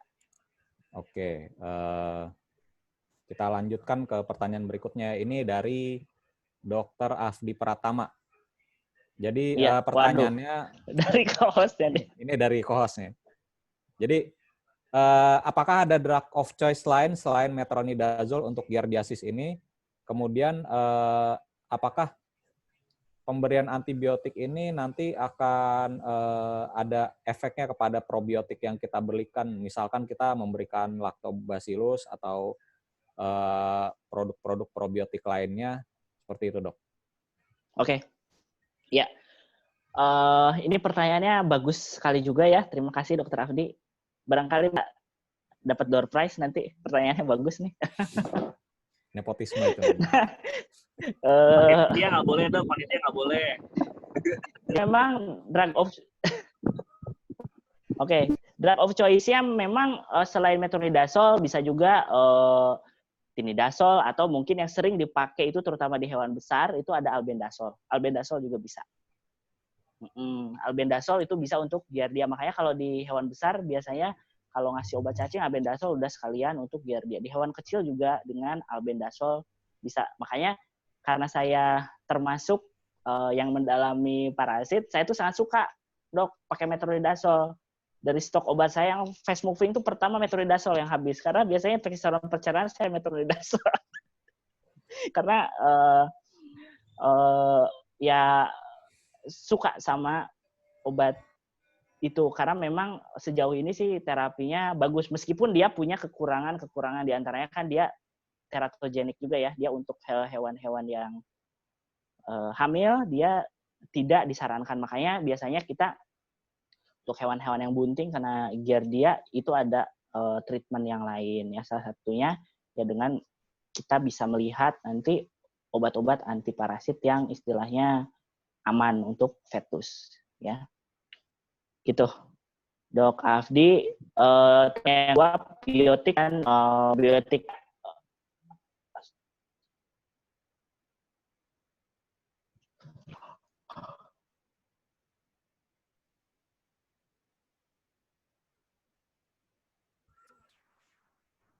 Oke, sepertinya ada sedikit gangguan teknis ya.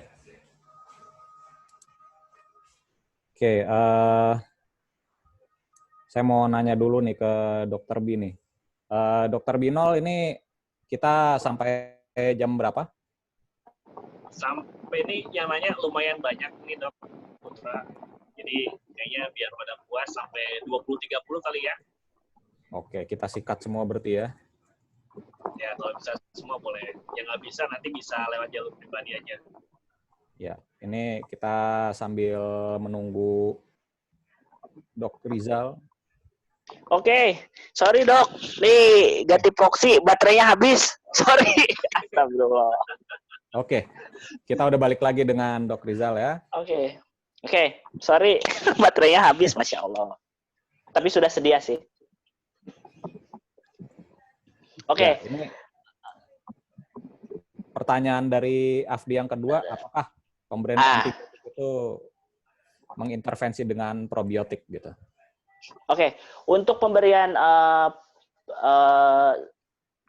probiotik dan probiotik dan prebiotik itu saya sarankan silahkan kalau mau diberikan, karena memang itu untuk mencegah adanya infeksi sekunder ya dari bakteri baik ya ke dalam saluran pencernaan. Yang kita khawatirkan memang adanya infeksi sekunder juga gitu. Jadi dengan adanya bakteri baik yang dimasukkan itu akan lebih mempercepat persembuhan. Silakan kalau mau menambahkan. Atau mungkin memang ada beberapa dokter, dok boleh nggak kalau saya tambahin obat diare misalkan kayak loperamid misalkan atau dan sebagainya. Silakan. Cuman kalau saya memang lebih cenderung ke langsung ke agennya saja. Kalau agennya ditumpas gitu, istilahnya dia lama-lama juga akan sembuh dengan sendirinya. Cuman untuk suportif bisa dilakukan dengan pemberian prebiotik probiotik atau dengan diberikan imunomodulator. Kalau saya di riset yang saya lakukan di publikasi saya dengan menggunakan imunomodulator, karena saya tuh selalu memberikan imunomodulator pada setiap infeksi parasit, karena infeksi parasit itu sangat berhubungan dengan sistem imun. Kalau sistem imunnya rendah, biasanya parasit itu sembuhnya lama. Saya ke SKBS ngasih imunomodulator, lebih cepat biasanya sembuhnya dok daripada yang tidak dikasih. Ya, dan ada hewan kecacingan juga tetap saya biasanya ngasih imunomodulator, tapi kembali tergantung kepada dokter masing-masing, drug of choice-nya banyak. Yang penting metronidazol atau antiparasitnya jangan lupa. Seninya kayak ditambahin prebiotik probiotik, ditambahkan imunomodulator, B12, silahkan. Yang penting core-nya, intinya itu adalah antiparasitnya. Begitu. Oke, ke pertanyaan berikutnya dok ya. Ini dari Gali Setiawan. Oke. Pertanyaannya, apakah setiap kita mendapatkan giardia di pemeriksaan feses natif itu harus diobati, ataukah ada semacam kayak threshold gitu, di batas berapa kita mulai sudah harus intervensi dengan pengobatan? Gitu aja dok. Oke. Apabila kita menemukan kista giardia, sebenarnya giardia itu termasuk self-limiting diarrhea. Sebetulnya dia bisa sembuh sendiri, ya. Tapi itu kalau seperti yang saya bilang, kalau diflotasi itu sudah nongol, sudah muncul, artinya parasitemianya sudah tinggi. Kalau parasitemianya itu rendah, biasanya diflotasi itu tidak terlihat. Kecuali kalau di PCR positif, flotasi negatif, misalkan. Ya, itu berarti kan sangat-sangat rendah. Ya, kalau misalkan kita bagusin imunnya, ternyata hasilnya kita kasih imunomodulator saja, misalkan. Ternyata hasilnya bagus, 3-5 hari normal lagi, ya berarti dia self-limiting. Tapi untuk flotasi, itu kalau dia sudah nongol, ada di flotasi, artinya itu parasitemianya memang sudah lumayan banyak. Jadi harus diobati dok. Gitu. Oke, itu aja dok ya. Ya. Kita ke pertanyaan selanjutnya dari Dr. Hewan Safira Marta. Oke. Kalau misalkan kita menemukan pasien yang positif giardia, kemudian diarenya sudah bercampur darah, apa yang harus kita lakukan terlebih dahulu, dok? Oke. Dan mungkin posisinya ini pasien udah lemas atau ya udah darurat keadaannya gitu. Jadi apa dulu yang harus kita dahulukan ini? Wah, ya, nih pertanyaannya cukup berat nih. Jadi memang kita itu kalau saya pribadi ya, kalau dihadapkan dengan kasus seperti ini, saya pasti akan melihat mana yang urgent terlebih dahulu. memang yang urgent itu adalah kita harus mengobati dulu parasitnya. Tapi kita harus melihat apa dia dehidrasi atau tidak. Nah, kalau dia dehidrasi, jangan ditunda, segera infus. Gitu. Karena kucing itu adalah rawan sekali untuk terkena dehidrasi. Kalau kucing biasanya sudah dehidrasi, tidak boleh telat ngasih cairan karena bisa fatal. Ya, termasuk mungkin semua hewan juga sama. Nah, kalau dia dehidrasi, karena sudah diare misalkan berhari-hari dan kebetulan dia tidak mau minum, ya harus kita infus terlebih dahulu. Nah, setelah itu jangan lupa yang intinya adalah parasitnya. Parasitnya harus diobati. Nah, kalau memang dia diinfus pendarahan yang banyak, ya mungkin ya kita, kalau saya biasanya ngasih obat-obat yang bisa memicu hematopoiesis misalkan dengan B12, terus ada juga hematodin misalkan, itu IV saja gitu biar lebih cepat reaksinya kalau dia memang kita sudah harus infus gitu. Nah, sekarang Dok, kalau metronidazolnya gimana Dok? Infus apa lewat lewat oral gitu? Nah, ini saya lagi nunggu pertanyaan ini sebenarnya. Saya aja nanya deh dok kalau itu. Oh iya benar. Dokter Putra ya. Ya, nah, lanjut aja dok, dulu, dok. Gimana nih kalau misalkan parasitnya ini Giardia hidupnya di usus, bisa nggak kalau lewat infus gitu? Apa lebih baik di oral, apa lebih baik di infus gitu? Nah, sekarang pertanyaannya, obat cacing ada nggak yang disuntik? Ada pertanyaannya. Nah, tapi kenapa kebanyakan obat cacing itu per oral? Yang diinjeksi ada, contoh ivermectin.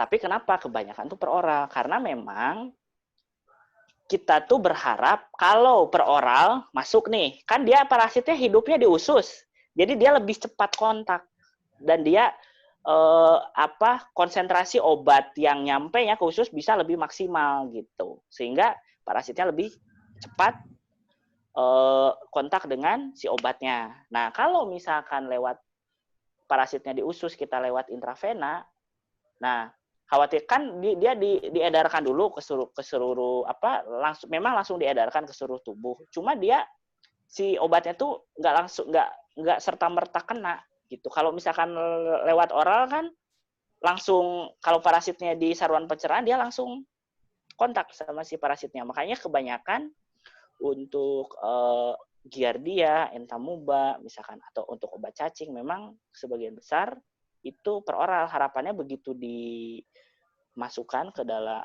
begitu masuk ke lambung terus nanti ke usus si obatnya hancur tuh, akan dilakukan absorpsi. Nah, sebelum dilakukan absorpsi dia sudah kontak nih dengan si parasitnya gitu yang ada di dalam ususnya. Makanya saya juga pernah mencoba ini pengobatan Giardia dengan metronidazol intravena. Itu agak lebih lama memang sembuhnya dengan yang per oral. Kan metronidazol juga ada sediaan infus ya. Ada sediaan yang 500 mg, kalau saya tidak 500 mg per 50 ml. Saya memang lebih suka pakai yang per oral karena lebih cepat daripada yang intravena gitu. Berdasarkan pengalaman saya ya, mungkin kalau dokter punya pengalaman yang lain tidak apa-apa, tapi saya lebih menyarankan yang oral gitu. Oke, ini ternyata sekalian menjawab, udah ada yang nanya di bawah, tapi dari Dr. Dani Wangsit Narendra. Ya, pertanyaannya itu apakah obatnya kalau per oral itu lebih efektif atau enggak gitu. Jadi udah kita sekalian menjawab ya tadi dari Dr. Dani, Dr. Wangsit ya. Oke, lanjut ke pertanyaan berikutnya dari Dr. Rizky Yuniarti. Ini kaitannya dengan hewan ternak. Kalau misalkan hewan ternak dia, ini sepertinya pertanyaan yang umum untuk bidangnya Dok Rizal ya. Jadi misalkan hewan ternak ini terkena parasit darah, dia apakah bisa disembuhkan? Kemudian dengan obat-obatan injeksi apa gitu, Dok? Ya, oke. meskipun ini out of the box ya, tapi akan coba saya jawab. Nah, beberapa saat yang lalu memang saya sempat dapat konsultasi juga dari salah satu dokter hewan yang bekerja di peternakan sapi yang waktu itu mau mengawinkan sapinya ya, di mana BIB itu menyarankan harus bebas parasit darah. Ya, memang untuk parasit-parasit darah intraseluler ya seperti contoh Babesia, kalau di sapi ya Babesia, Anaplasma, Theileria biasanya tiga itu ya. Kalau di hewan kecil itu terutama anjing dan kucing biasanya yang menjadi masalah itu Hemabartonella ya atau Mycoplasma dan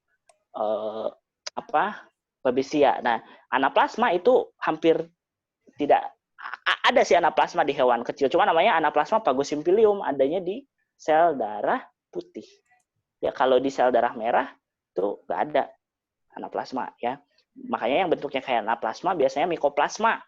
Itu nama atau sering disebut dengan Hemibartonella ya, Hemabartonellosis. Nah, biasanya kalau yang intraseluler seperti itu ada beberapa literatur yang mengatakan infausta. Infausta itu dalam artian memang dia sembuh, cuma dia masih membawa menjadi carrier. Karena memang dia bersembunyi di dalam sel darah merah dan obat-obat tertentu itu tidak bisa masuk langsung. Biasanya tuh obat-obat tertentu tuh dia di luar sel darah gitu, humoral. Tapi untuk masuk ke dalam sel darah dia tidak bisa. Nah, mungkin solusinya saya pernah berdiskusi dengan memang seorang ahli ya parasit darah ya. Memang kita sekarang lagi musim nanoteknologi nih. Nah, harapannya dengan obat yang dibikin dengan partikel-partikel nano ini dia bisa masuk ke sel darah. Jadi harapannya si parasit ini memang bisa mati di dalam sel darah. Cuman untuk obat-obat yang ada sekarang, memang ada beberapa literatur yang menyebutkan bahwa kalau sudah terkena parasit darah, itu hampir tidak bisa sembuh. Karena dia intraseluler. Kadang kita udah ngobati, saya juga di hewan kecil, sudah mengobati Babesia nih, misalkan. Sembuh. Ternyata 2 bulan, 3 bulan berikutnya tuh timbul lagi, kambuh lagi. Karena memang dia di intraseluler, di dalam. Tapi untuk memang walaupun dia ada fase ekstraseluler yang berubah menjadi merozoid, tapi ada juga fase yang intraseluler dan dia bisa bersembunyi di dalam. Ketika imun tinggi dia diam di dalam sel darah, tapi ketika imunnya rendah dia akan menjadi merozoid dan menginfeksi sel-sel yang lain. Gitu. Jadi memang ada beberapa literatur yang menyebutkan bahwa untuk intraseluler itu dia dubius sampai infausta karena dia bisa kambuh. Karena walaupun sudah sembuh, tetap dia menjadi carrier. Tapi untuk yang ekstraseluler, contoh di ternak itu trypanosoma, yang fasenya itu tidak ada di dalam sel darah. Nah, memang dia ada kemungkinan trypanosoma itu juga bisa bersembunyi di sel hati, di jaringan hati, dan dia bisa bersembunyi juga di jaringan. Cuma dia tidak bisa masuk ke dalam sel darah. Nah, itu kemungkinan besar peluang untuk sembuhnya lebih besar daripada yang intraseluler. Makanya untuk yang pernah kena Babesia, pernah kena Theileria, misalnya kita tuh harus benar-benar kontrol faktornya harus benar-benar serius karena dia akan tetap menjadi carrier gitu. Makanya biasanya dia yang di peternakan sapi itu nanya, "Dok, kok sudah saya obati imidocrab?" Imidocrab itu obat yang paling bagus ya untuk parasit darah pada saat ini. Terutama untuk Babesia, Theileria dan Anaplasma. Kok setelah dicek 2 kali masih positif? Iya, Dok, karena memang itu hasilnya kemungkinan tidak akan negatif gitu loh. Dia parasit darahnya ada, cuma memang parasitemianya turun. Makanya kalau dokter mau evaluasi, ya tingkat parasitemianya turun atau tidak gitu. Karena untuk intraseluler itu dia memang obatnya tidak bisa masuk ke sel darahnya gitu. Makanya kan sistem pertahanan juga antibodi ada humoral, ada seluler. Nah, masalahnya adalah kalau yang seluler yang datang itu selnya lisis. Misalkan nih next cell datang untuk menghancurkan nih si sel si parasitnya. Nanti kan darahnya hancur, lisis. Nah, makanya ini juga nih nano lagi dievaluasi. Karena walaupun dia bisa menembus barrier darah apa yang partikelnya itu kecil, tapi dia juga ternyata yang harus dievaluasi itu dia residunya di mana-mana. Karena dia saking bisa nembus kemana-mana, nih residunya juga di mana-mana. Nah, itu juga masih terus dikaji. Memang nih, nanoteknologi ini salah satunya adalah untuk parasit darah. Saya juga pernah ikut penelitian tentang parasit darah ini dari logam. Jadi logam bikin partikel nano untuk mengobati parasit darah gitu. Ada juga tuh. Makanya sekarang nanoteknologi itu sedang digencarkan karena memang ada agen-agen penyakit tertentu yang tidak bisa dijangkau, tapi diharapkan dengan partikelnya kecil, nano itu bisa dijangkau gitu. Jadi kalau menurut saya sih untuk parasit darah ini memang dokter harus waspada. Jadi setelah diobati itu harus diingatkan, Bu, ini suatu saat bisa kambuh ya. Jadi tetap harus dijaga imunnya. Kalau suatu saat dia demam lagi, demamnya naik turun, misalkan terus ikterus lagi, bawa lagi ke saya karena emang bisa kambuh. Begitu, Dok. Oke. Ini pertanyaan terakhir ya, Dok. Ya. Dari Dokter Hewan Dani Setiawan Santoso. Pertanyaannya Ya. itu, untuk pengobatan kasus giardia ini lebih baik atau lebih ampuh dia pada stadium yang mana, Dok? Apakah kista atau tropozoid? Kemudian untuk pengobatan di masing-masing stadium ini apakah ada perbedaannya? Kemudian tadi kan disebutkan juga oleh dokter untuk penggunaan pakan gastro atau intestinal ya. Ya. Pakannya Ya, itu lebih baik kita menggunakan yang basah atau yang kering, Dok? Itu, Dok, dua pertanyaan terakhir. Oke. Nah, untuk fasenya sendiri, kalau di dalam usus, dia sebagian besar itu adalah tropozoid. Kalau kista, dia biasanya di usus besar, bagian belakang. Sudah mau diekskresikan, dia bentuknya kista. Makanya biasanya kalau obat-obat yang diminum, dia lebih ke fase tropozoidnya. Ya, lebih ke fase tropozoidnya. Nah, terus kalau untuk makanan sendiri, saya memang lebih menyarankan yang wet food. Nah, kalau ada, itu yang wet food, supaya dia lebih mudah dicerna, lebih mudah diserap, gitu, Dok. Jadi, wet food yang lebih saya sarankan, gitu. Mungkin sudah terjawab ya? Oke. Untuk, jadi sesi tanya jawab sudah selesai. Untuk Dokter Binol ini, kan kita ada itu ya, pemberian door prize untuk penanya terbaik. Diumumkan sekarang atau nanti, Dok? Terserah. Sekarang juga boleh. Oke, sekarang deh ya. Dok Rizal, silakan pilih satu pertanyaan terbaik. Oke. Jangan Dokter Afdi ya. Oh iya, jangan Dokter Afdi ya, karena co-host ya. Tadinya saya mau Dok Afdi loh, Dok. Tapi berhubung dilarang oleh Dok Binol, yang tadi yang Dokter Yohana. Pertanyaannya bagus. Dokter Yohana ya. Ya. Oke, Dokter Yohana, selamat mendapatkan door prize dari Dokter B. Nanti akan dihubungi oleh Dokter Binol untuk door prize-nya ya. Selamat, Dokter Yohana. Yeay, selamat dokter. Oke, informasinya sudah disampaikan oleh Dokter B di chat. Silakan nanti kontak dengan Dokter Binol untuk door prize-nya. Baik, untuk sesi tanya jawab sampai sini saya akhiri. Saya kembalikan kepada host Dokter B. Silakan, Dokter Binol. Baik, terima kasih banyak Dr. Putra, Dr. Hewan Nirmala Saputra sudah melit sesi diskusi pada podcast ke-6 kali ini. Terima kasih, ini ternyata Dr. Rizal ilmunya sangat yang nggak pernah mungkin jarang kita dapat waktu kuliah, bahkan yang sampai air minum dari toilet pun yang diminum oleh hewan piaraan itu bisa jadi sumber giardiasis di hewan kesayangan kita. Baik, terima kasih banyak Dr. Rizal, dan sudah ada yang menunggu untuk presentasi entamubanya. Ini siap ya? Insya Allah. Nanti kita atur jadwal lagi, Dokter Binol. Ya.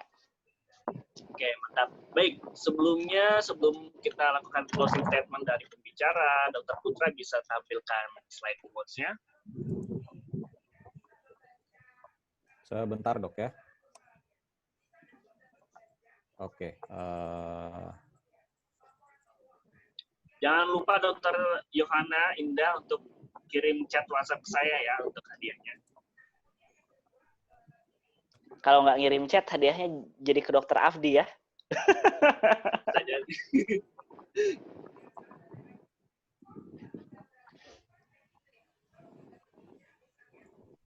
Oke, udah gimana? Udah kelihatan, Dok? Di share screen, bro. Bentar ya.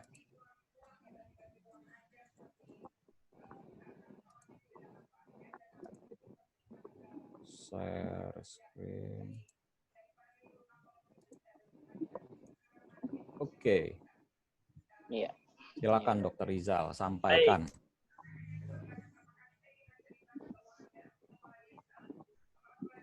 Oke. Nah, Silakan closing statement-nya, Dr. Rizal. oke, untuk closing statement dari saya, hidup itu adalah proses belajar. Jadi kita hidup itu pada hakikatnya adalah kita proses untuk belajar, untuk lebih baik. Maka jangan pernah berhenti dan bosan belajar selama hidup. Ya. Jadi karena hidup ini pada hakikatnya adalah proses belajar, jadi jangan pernah bosan belajar selama hidup. Seperti pada keyakinan yang saya yakini dalam agama Islam, juga disebutkan bahwa jangan pernah berhenti belajar sampai ke liang lahat. Gitu. Jadi kita harus belajar terus-menerus. Dan mohon izin juga Dokter Binol, nanti bagi para dokter hewan, nih saya mau ada promosi juga. Ya. Nanti tanggal 11 Agustus, saya juga ada presentasi lagi di HaloVet tentang toksoplasma. Itu nanti mungkin berbayar, tapi dapat 2 SKB. Ya, jadi bagi teman-teman kolega yang kebetulan hadir di sini, yang mau mengikuti webinar tentang toksoplasmosis di HaloVet, kebetulan saya jadi pembicara tanggal 11, silahkan mendaftarkan diri. Ya, nanti untuk posternya akan saya post di Instagram AirVet, Instagram saya, dan juga di nomor WA biasanya. Ya, mohon maaf, Dokter Binol nih agak promosi ya. Gak apa-apa dok. Kita senang sekali. Mungkin nanti posternya juga boleh di-share ke saya untuk nanti saya tampilkan di Instagramnya Dr. B. Oke, ya siap. Dan saya juga insya Allah nanti akan mengatur jadwal kembali untuk tentang topik entamuba ya, karena ini juga sering sekali menyerang hewan kesayangan saya. Banyak sekali mendapat kasus ini. Kalau dihitung mungkin Giardia, saya praktek sudah 6 tahun. Mungkin sudah ada sekitar lebih dari 200 kasus. Entamuba sudah ada lebih dari 250 kasus mungkin yang saya temukan di hewan kecil. Kalau kemarin toksoplasma, saya runut tuh kemarin udah ada, saya menangani sekitar 60 kasus untuk toksoplasma. Jadi sangat layak untuk ditampilkan ya dok ya?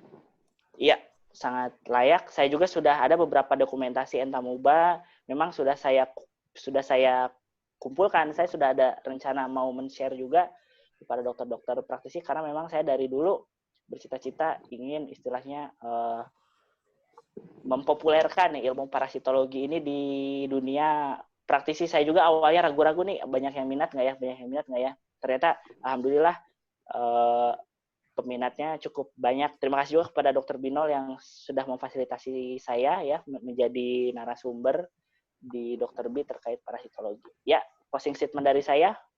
Sekian. Terima kasih kepada Dokter Afdi, Dokter Binol, Dokter Putra, dan kepada seluruh kolega yang sudah meluangkan waktunya untuk mendengar presentasi dari saya. Kurang lebihnya mohon maaf, karena saya juga pada hakikatnya masih dalam proses belajar. Saya juga masih banyak sekali kekurangannya.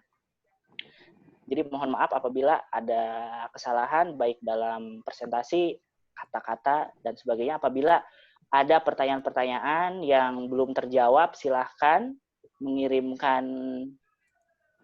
surel ya, atau email ke email saya ataupun ke email Dr. B ataupun Instagram, WhatsApp, silahkan. Saya akan menjawab seperti yang kemarin juga sama. Biasanya Dr. B forward ke saya langsung menjawab ke penanyanya. Dan jangan lupa bagi yang mau kirim-kirim sampel, silahkan kontak saya juga bisa.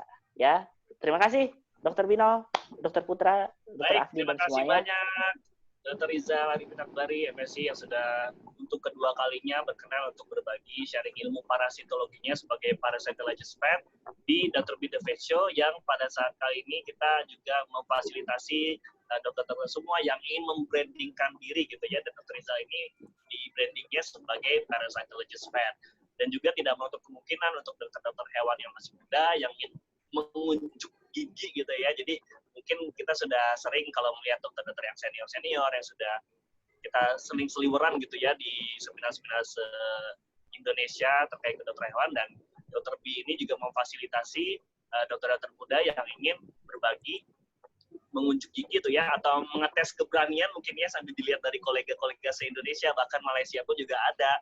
Itu boleh banget dan nggak perlu takut ya. Jadi bisa kontak saya, atau mungkin ingin merefer koleganya yang ingin berpresentasi di Dr. Bido Vet Show, silakan bisa kontak kita ya. Jangan lupa untuk terakhir like dan subscribe YouTube channelnya Dr. Bido Vet Show, dan juga jangan lupa untuk follow akun Instagram kami di dr.b_the_vet_show. Dan untuk minggu depan tanggal 9 Agustus ya, di jam yang sama, jam 7 malam, kita setiap jam 7 malam, Dr. Putra bisa tolong tampilin dok untuk next podcast yang ke-7. Jeng jeng jeng. Nah ini koleganya Dr. Rizal nih. Oh, siapa tuh?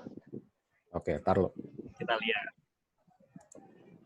Masa angkatannya nih dok. Oh, Tebak dong, tebak. siapa ya? Jeng jeng. Dokter siapa nih? Oh, Dokter Suwardi. Ya. Yes. Ya.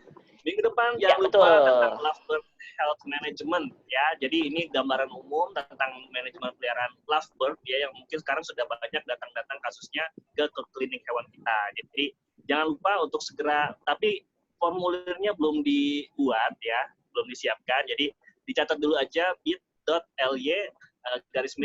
B Show 7. Jadi jangan lupa, mungkin dalam 1-2 hari ke depan akan saya siapkan formulirnya tersebut ya.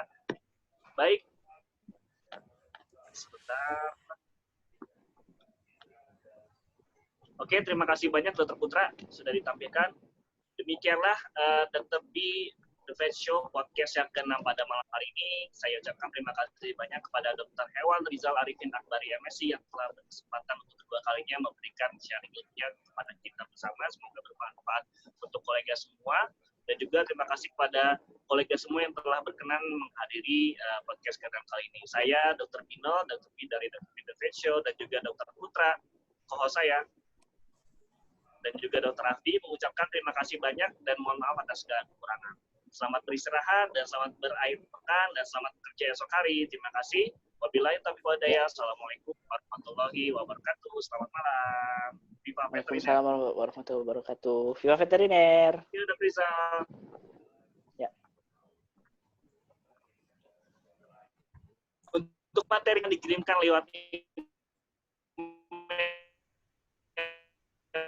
jadi untuk 1-2 hari ke depan materinya dan juga file teknik quotation.